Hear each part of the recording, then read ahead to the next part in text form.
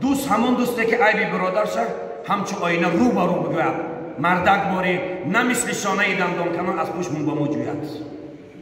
منافق نشوی مردم. نفاق گناهش همه هر روز میگن.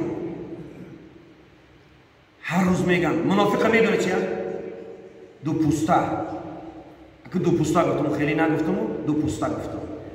منافق میدونه چی است؟ شیطان صفت. ظاهرش مسلمان است، درونش نفاق است، قلبش افلاس است. نسبت هیچ کس 10 بار من تکرار کرده تکرار این نصیحت از زبان پیغمبر گفتم که نسبت هیچ مردم بدگمان نشه مسلمانان. هر کس اگر گناهی کرد در گناه خودش جواب میگه. شما را هیچ کس حق نمیتید که در گناه یک کس محاکمه کنه. تو قاضی نیستی، مفتی نیستی، تو پروکرور نیستی، سود نیستی. حق محاکمه را خدا برای شخص دادگی نیست. یگانه کسی که گناه محاکمه میکنه رب العالمین است. او در کسی جنایت میشینانه. هر کسی گناه کرده در گناه خودش جواب میگوید. به این خاطر رسول الله چی گفتن؟ اگر یک کس گناه کنه حتما وجدانش او را نمیمونه، توبه میکند، سرزنش نکنه. از پشت پیغمبر صلی الله علیه و سلم نماز میخوان یک آدم دزدی میکرد. از پشت رسول الله امامت پیغمبر بود، امامش محمد صلی الله علیه و سلم با میراب عملی بدش بود، دزدی کردن بود. یا آدم اومد گفت یا رسول الله همین مرد پیش ما نماز میخونه میرم اونجا دزدی میکنه، این چی میشه؟ پیغمبر صلی الله علیه و سلم گفت که دیدیش تو دیدگی؟ گفت که نه. گفتم دفع اینجا گفت بدبخت گفت کثافت.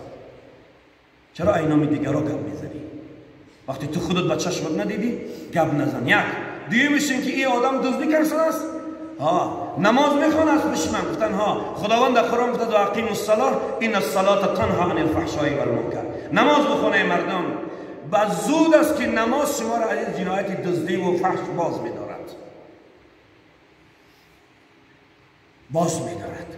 لیکن ما نمیدونم چه مسلمان هستیم برادرای عزیز. مسلمانی ما نشانش چی است نمیدونم. این نصیحت و وصیحت در معرکه میشینه دکس یک کسی دیگر رو میبینه فچر رنگ مشکلش میکنه.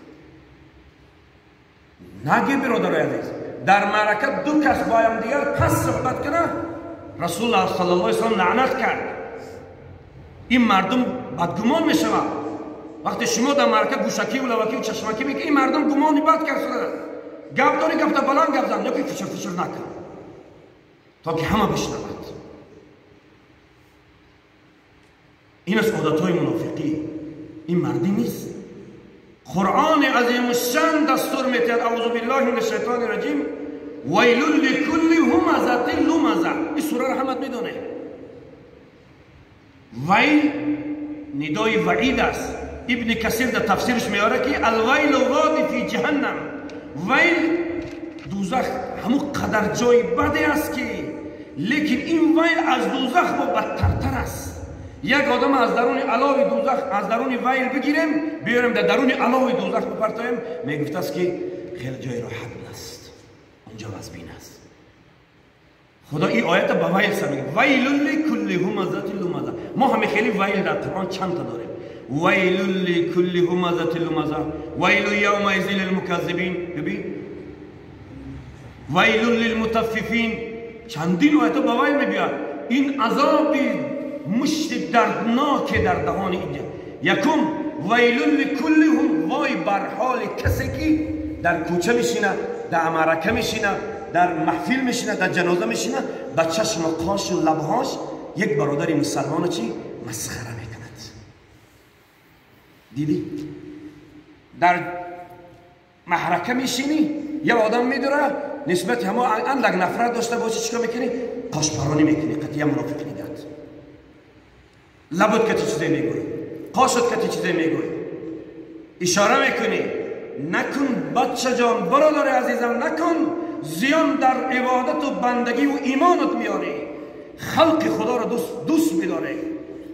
هیچ کس خدا اجازت نداره که خلق خدا را اینا همه بنده خدا را بد بینیم. ما شما باید مطابق قرآن عظیم الشان انما المؤمنون اخوه چنان اخوت و وحدت و محبت نسبت یکدیگر داشته باشیم. باید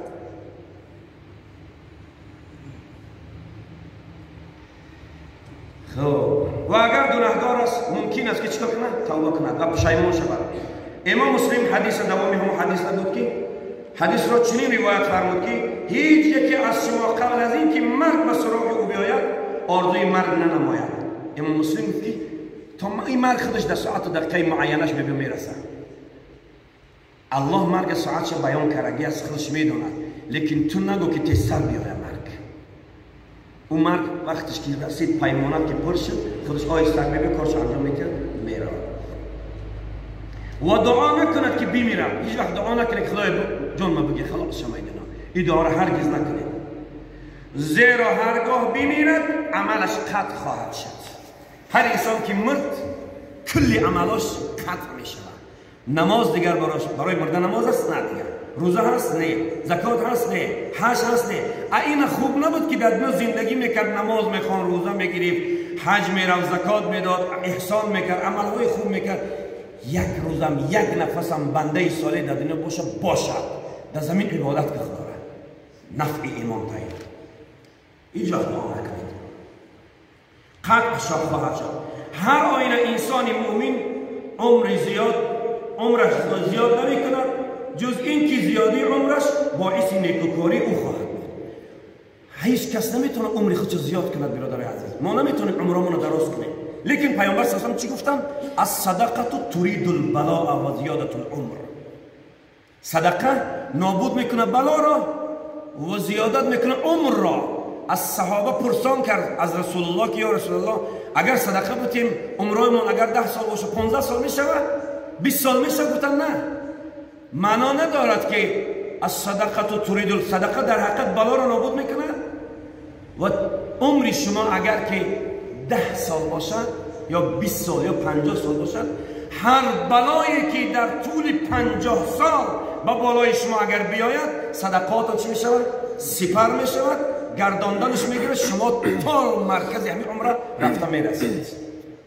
از عمرتون لذت ببرید، از عمرتون لذت ببرید. بنابراین صدقه بسیار مفهوم خاص، صدقه بسیار سپری بزرگی هست. صدقه تنها وقتی من صدقه میگم گاو کشتن و گوسفند کشتن و بز کشتن نیست. صدقه 50 درهم هم صدقه میشه. همین برهانی که میبینم در کوچه که میگذره یا صندوقای بوده بهترین صدقه است. اما یک کش ناس بگیره بکشه، همون مظلوم است، یک کش ناس بگیره بکشه صدقه، چون اون مظلوم است، بیچاره است. یک همین بقلش که آب بگیره بخوره صدقه است. 1 کیلو حق کم بگیره صدقه است. یک افای نزاکت داریم اینجا، اگر همون میسم بتیم صدقه. مظلوم هم بیچاره، بیوزن هم هستن. شرط نیست گو کشیم 200-500 آدم رکلام کنیم خیرات کنیم، این شرط نیست.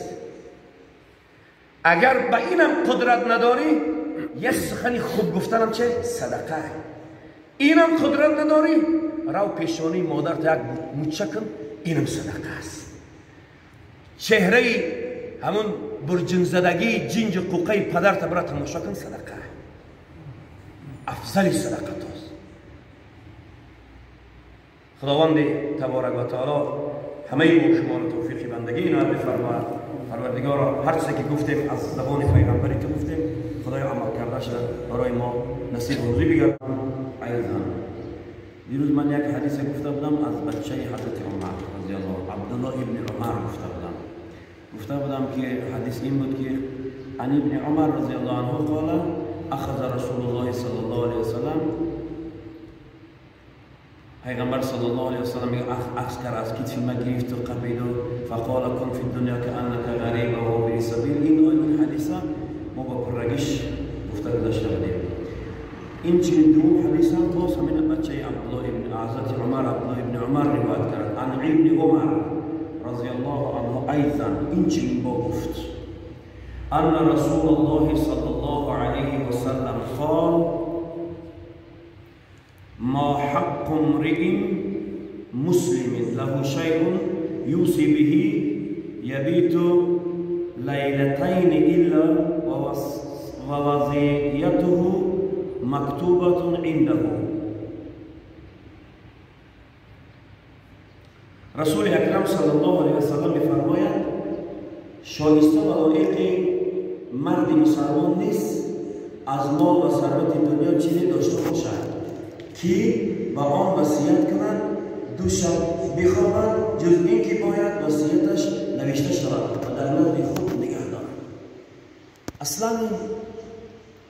همین جای جوانمردی نیست. میگه پیغمبر صلی الله علیه و آله مرد مسلمان است که همین که از خودش بمرد از خودش مال میراث داشته باشد. رسول الله صلی الله علیه و آله میگه وقتی اینا داشتم دستش را شقیدن اینا برفتن، یعنی حساب و کتاب خود را همین تمام کردن، یعنی هیچی ندارن که حسابات بتیان. و این خاطر بود که پیغمبر صلی الله علیه و آله گفت برای مرد مسلمان لایق نیست که از مال و ثروت دنیا چیزی داشته باشد که بعد آن وصیت کند و وصیت کند که مرد مردم این مال می خرید میره شغلان میگیره شغلان میگیره شغلان میگیره. همون پیش از مرگ تقسیم کته فرزندان داده اهل بیت داده همش تقسیم که خدا خالی کنه از دنیا، چون بعد تو با مردم کشاکش نکنن. بعد مرگ حال نگاه که بسیار ترکات کشاکش میشود. همین هر یک پدر عاقل باید در زندگیش همچون هدیه اکن ترکه بعد مرگ میشود، لیکن هر چی که پدر با دست خود داد در زندگی او هدیه میشود. بنابراین لحاظ چیکار کنن؟ هر پدر عاقل به خاطر فرزندا بعد مرگشان در بچه فتنه و نظام نشده چیکار کنن؟ همون دارایی خودش تقسیم کنن به فرزند بودیه خودش همچون یک اجاره نشین در خانه تا روز مرگشان یک کنجک بشینن. همون یکی مرگ که آمد بگه بچه‌ها یعنی همه شما ما باید رفتیم دستاشا بشه پا بله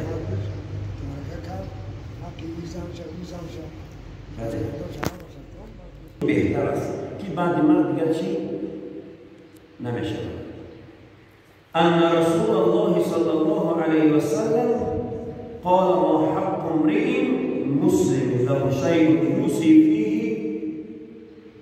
یبیت لیلتین الا ووصیته مکتوبة عنده.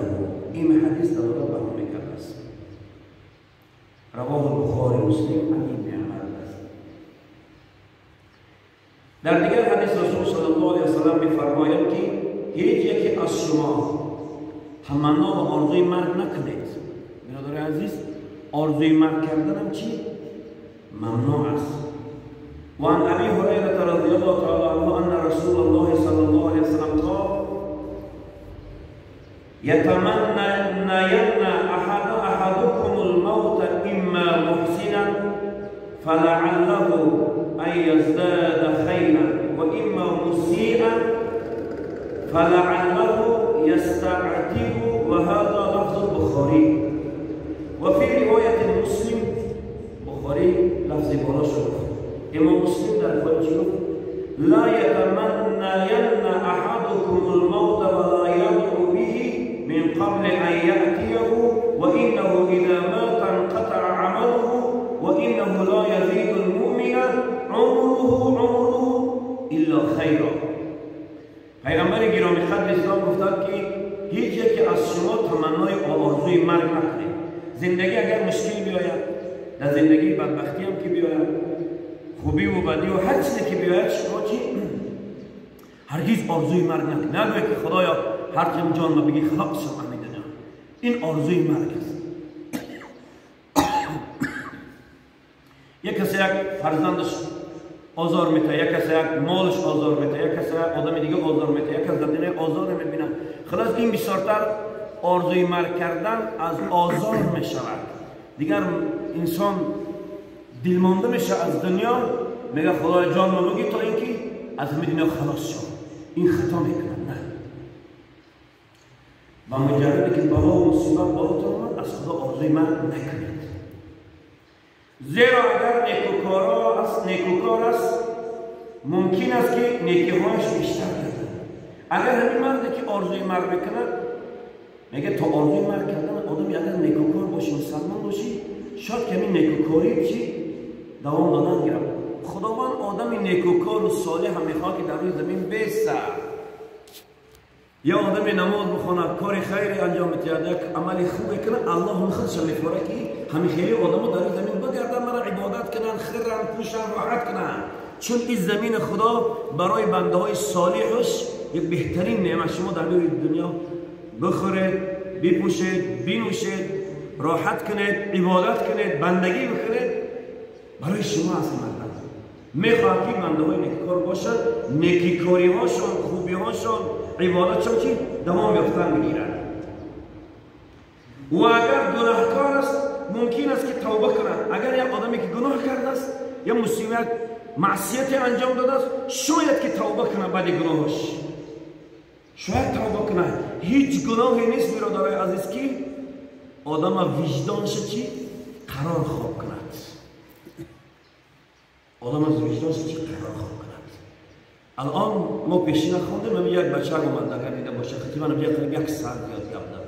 کی بوده اخوان رو مدد داد 1 ساعت زیاد گپ زد. اما مصیبت عبید گفتگی محمد صحیحش یا الله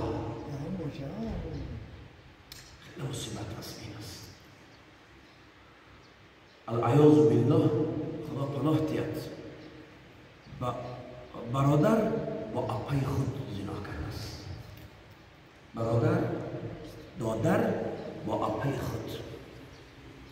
اپام دو کودک سه کودک دارد، بچه میزن با اپای خود. هر مشکلگی ناقص عقل کرده. یکیش کارگرد است، بچه کارگرد است، دختر ناقص عقل است، یعنی 95-96% است. لیکن اذیت قدر اذیت ندارد. اینا عقلشون میگیرن. کارگرد که باشه دوباره میدونی چقدر عاقل میشن بعدش. مصیبت کلام از برادر است.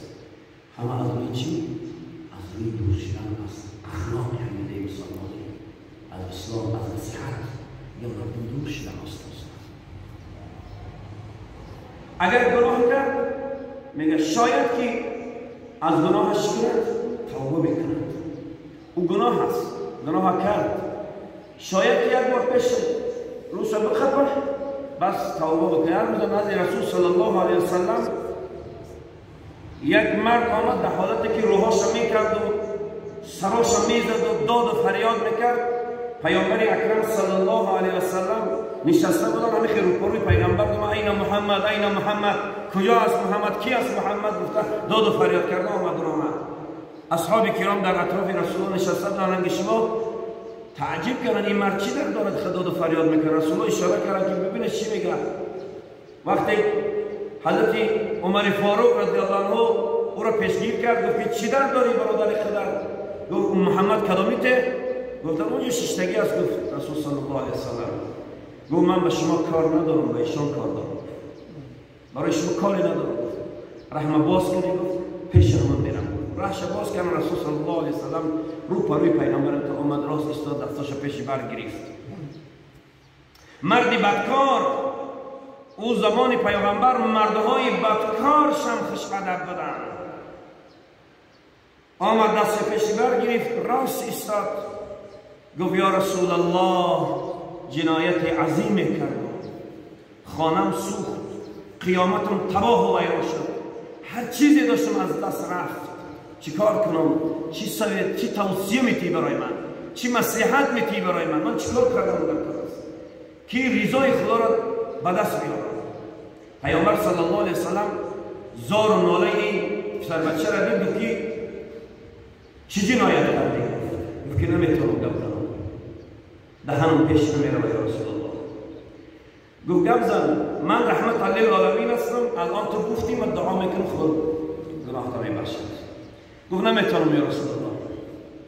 گفت گناه تو زمین است یا زمین؟ گفت گناه ما یا رسول الله. پیامبر باز پرسید گناه تو زمین است یا آسمان؟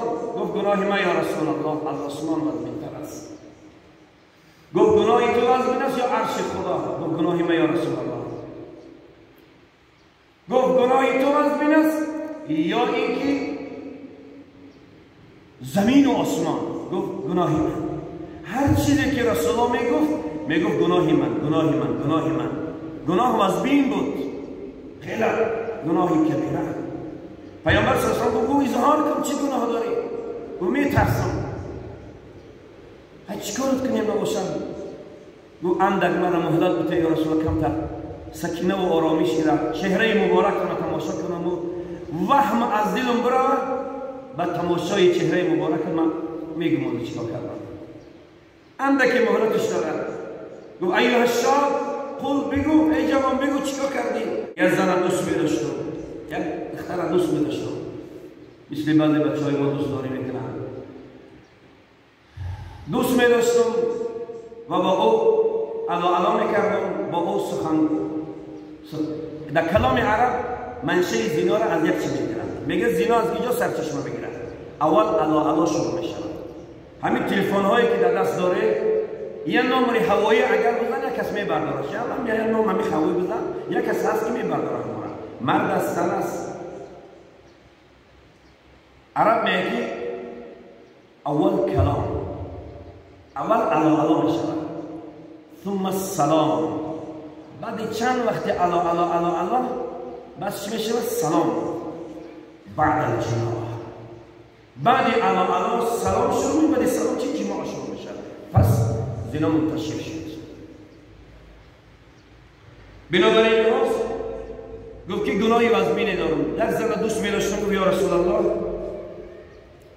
شهوت زوری کرد گفت با ایشان یک روز ملاقات شدم گفت با همون زنا کرد چند مدت دیگر این زن ندیدم گفت زنای کرده من در این زنک حمل پیدا شد حامله شد 9 ماه کامل شد این زن که حاملش کلان شدن گیر قریب تولد آمد دعوا کرد مرد که تو زنا کردی این حمل است گفت بعد گفت بخاطر شرمنده نشین گفته زنک گفتیم که تولد کرد کودک من با سنگ زدم کشتم گفت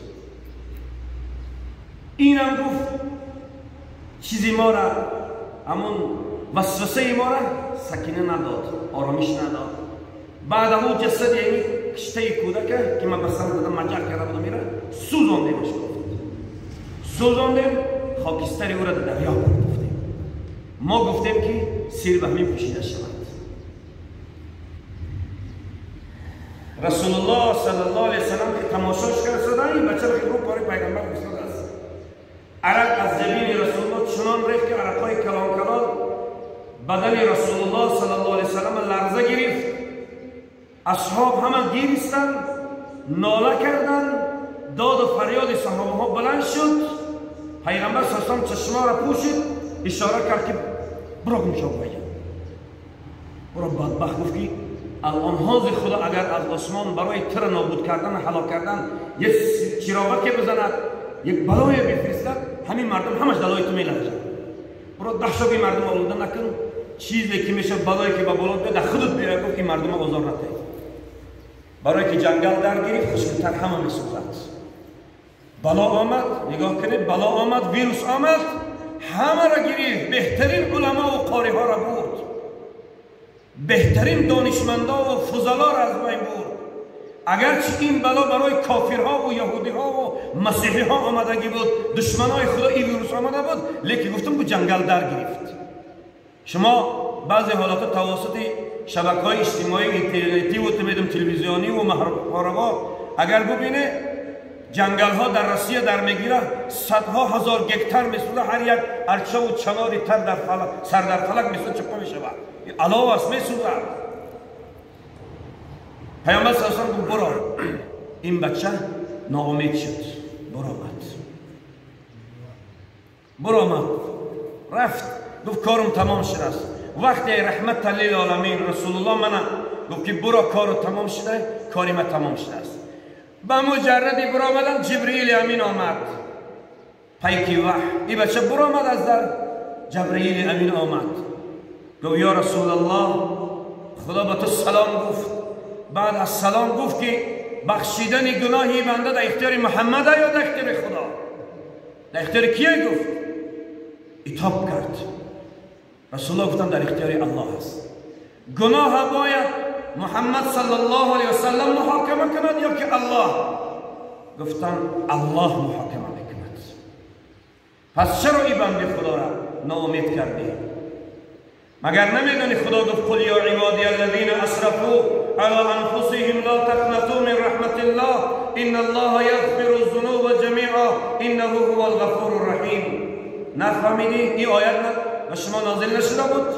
آره.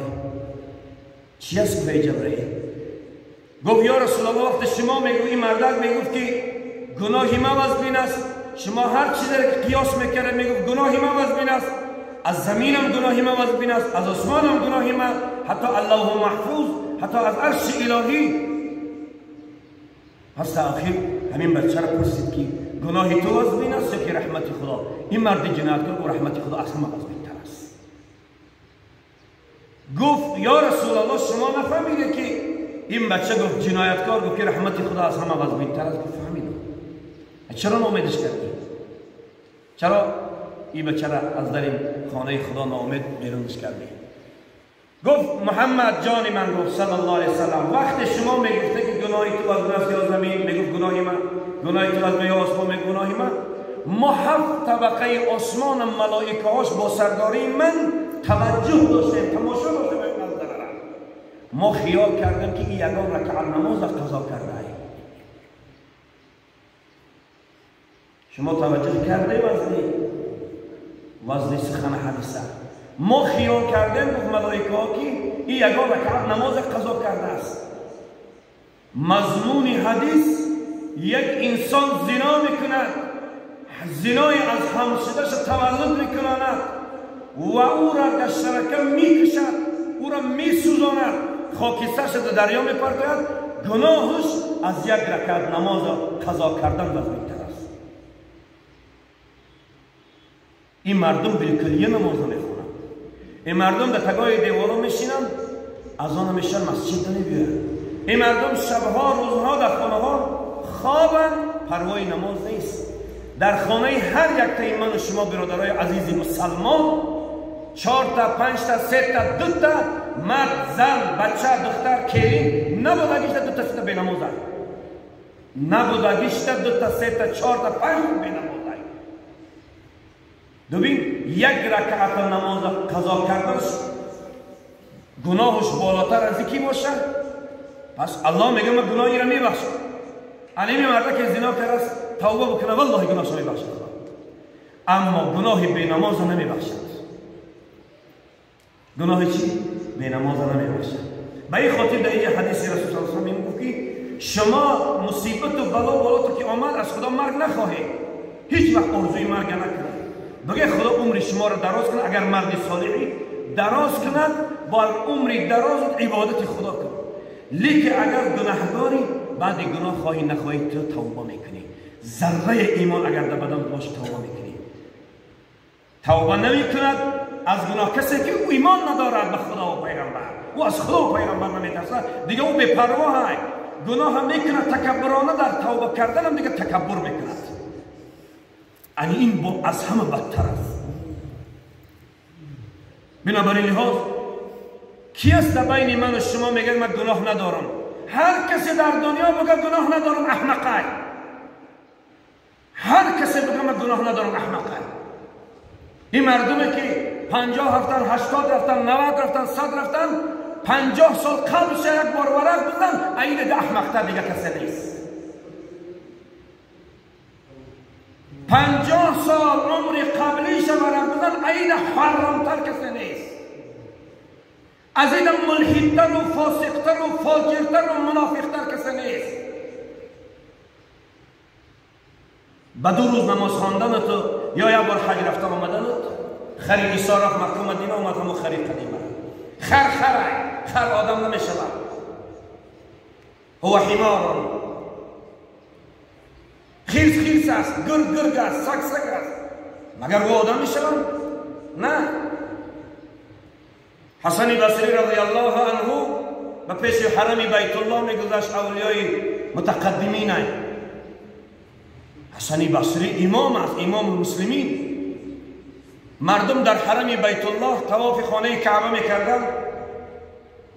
مریدا دیدن که حسن بصری در اون حرم بیت الله نمیدره، همه میگذره میره. یکی از مریدای عاشق و مخلص و محب و محبوب، استاد بزرگوار، پیری بزرگوار، آخی مردم لبیک اللهم لبیک، گفت داد و فریاد رساندند. این مردم گرد شمع توحید الهی چون پروانه چرخ دستن. چرا شما نمیدرایه؟ وقتی طواف است بیه، طواف قدوم است یا طواف وداع است، نمیدرایه؟ مرید به اشاره کرد که بیرون برو. مرید اشاره کرد که بیرون برو. از حرم بیت الله مرید دویده برآمد پیش حضرت حسن بصری زیارت کرد. شریک کرد حسن خکر گو اهمی بین اندیشه های من نگاه کن، در درون حرم بیت الله چی میبینی؟ نگاه کرد که فقط خوک دید، خر، خیس، گرگ، درنده ها را دید گرد خانه کعبه طواف میکردن. گفت دیدی من چی خیلی دارم قطع همه حیوان ها در اینجا طواف کنم. حاجیان، اکثر حاجیان از پل حرم رفتن، اکثر حاجیان برای عنوان رفتن، اکثر حاجیان برای حاجی شانگو روت سیاه کردی برای حاجی. حج عنوان نیست. پرسیدن علمای دنیا را کی را حاجی گفته میشود؟ گفتن هیچ کس. حاجی عنوان نیست که مردم بگته. یا آدم اگر نامش حاجی عبدالله باشه، اگر عبداللهش بگن میگه خفه نشود، نامی تو عبدالله، حاجی عبدالله نیستی. حاجی عبدالله را الله در قیامت بگه. حاجگی عنوان است که پروردگار میتیتن بگه که حاجی عبدالله پیش ما بیا، انو حالت فخر میکنم تو را خدا حاجت بگذاره. این معلومش که حجت قبول شده است. حاجگی عنوان نیست. ای بوی حاجگی نشد. خب به این خاطر حضرت اولیا میگه عیب خود ابله نداند در جهان، دائما جستن در عیب کسان. دوست همون دوسته که عیب برادرش همچو آینه رو با رو بگوید. مردک باری نه مثل شانه دندان کنان از پوش مون با مو جوید. منافق نشوی مردم. نفاق گناهش همه هر روز میگن. هر روز میگن. منافق میدونه چیه؟ دو پوسته. اگه دو پوسته گفتم خیلی نگفتم، دو پوسته گفتم. منافق میدونه چی است؟ شیطان صفت. ظاهرش مسلمان است، درونش نفاق است، قلبش افلاس است. نسبت هیچ کس 10 بار من تکرار کرده، تکرار این نصیحت از زبان پیغمبر گفتم که نسبت هیچ مردم بدگمان نشه. مسلمانان هر کس اگر گناهی کرد در گناه خودش جواب میگه. شما را هیچ کس حق نمیتید که در گناه یک کس محاکمه کنه. تو قاضی نیستی، مفتی نیستی، تو پروکرور نیستی، سود نیستی. حق محاکمه را خدا برای شخص دادگی نیست. یگانه کسی که گناه محاکمه میکنه رب العالمین است. او در کسی جنایت میشینانه. هر کسی گناه کرده در گناه خودش جواب میگوید. به این خاطر رسول الله چی گفتن؟ اگر یک کس گناه کنه حتما وجدانش او را نمیمونه، توبه میکند، سرزنش نکنه. از پشت پیغمبر صلی الله علیه و سلم نماز میخوان، یک آدم دزدی میکرد. از پشت رسول الله امامتی پیغمبر بود، امامش محمد صلی الله علیه و سلم با میراب عملی بعدش چی بود؟ دزدی کردن بود. یا آدم اومد گفت یا رسول الله همین مردک پیش ما نماز میخونم میرم اونجا دزدی میکنه، این چی میشه؟ پیغمبر صلی الله علیه و سلم گفت که دیدیش؟ تو دیدگی؟ گفت که نه. گفتن نفخته گفت. بدبخت گفت کثافت. چرا اینامی دیگر را گپ میزنی؟ وقتی تو خودت با چشمت ندیدی گپ نزن. یک دیگه که این آدم دزدی کرده است، نماز میخونه از پیش من. گفتن خداوند در قرآن گفته اقیموا الصلاة ان الصلاة تنهی عن الفحشاء والمنکر. نماز بخونه مردم. بعد زود است که نماز شما را از جنایت دزدی و فحش باز میدارد. لیکن ما نمیدونم چه مسلمان هستیم برادرای عزیز. مسلمانی ما نشانش چی است نمیدونم. این نصیحت و وصیحت در معرکه میشینه، یک کسی دیگر رو ببینه فچر رنگ موش کنش میکنه. نگی برادرای عزیز، در معرکه دو کس با هم دیگر پس صحبت کنه، رسول الله صلی الله علیه و سلم لعنت کرد. این مردم بدگمان میشوند. وقتی شما در معرکه گوشکی و لوکی و چشمکی میگی این مردم گمانی بد کرده، گپ داری گپ تا بلند گپ زن، یا که فچر نکن تا که همه بشنود. این از عادتهای منافقی. این مردی نیست. قرآن عظیم الشان دستور میتید اعوذ بالله من الشیطان الرجیم ویل لکل همزة لمزة. این سوره را همت میدونه. ویل ندای وعید است. ابن کثیر در تفسیرش میاره که الویل وادی فی جهنم. ویل دوزخ همون قدر جای بدی است که، لیکن این ویل از دوزخ با بدترتر است. یک آدم از درون علاوه دوزخ، از درون ویل بگیریم بیاریم در درون علاوه دوزخ بپرتایم، میگفت است که خیلی جای راحت است، اونجا وزبین است. خدا این آیت با ویل سر میگه ویل لکل همزة لمزة. ما همه خیلی ویل در قرآن چند تا داریم. ویل لکل همزة لمزة، ویل یومئذ للمکذبین. ببین ویل للمطففین، چندین آیت با ویل میبیاد. این عذاب مشت دردناک در دهان اینجا. یکم ویل لکل هم، وای بر حال کسی که در کوچه میشینه، در معرکه میشینه، در محفل میشینه، در جنازه میشینه، با چشم و قاش و لبهاش یک برادر مسلمان چی مسخره میکند. دیدی؟ در محرکه میشینی، یه آدم میداره نسبت همه اندک نفرت داشته باشه، چیکار میکنی؟ قاش پرانی میکنی، قطعی منافق نیدد. لبت کتی چیزی میگوی، قاشت کتی چیزی میگوی، اشاره میکنی نکن بچه جان، برادر عزیزم نکن، زیان در عبادت و بندگی و ایمانت میاری. خلق خدا را دوست میداره. هیچ کس خدا اجازت نداره که خلق خدا را، اینا همه بنده خدا را بد بینیم. ما شما باید مطابق قرآن عظیم و شان انما المؤمنون اخوه چنان اخوت و وحدت و محبت نسبت یکدیگر داشته باشیم. باید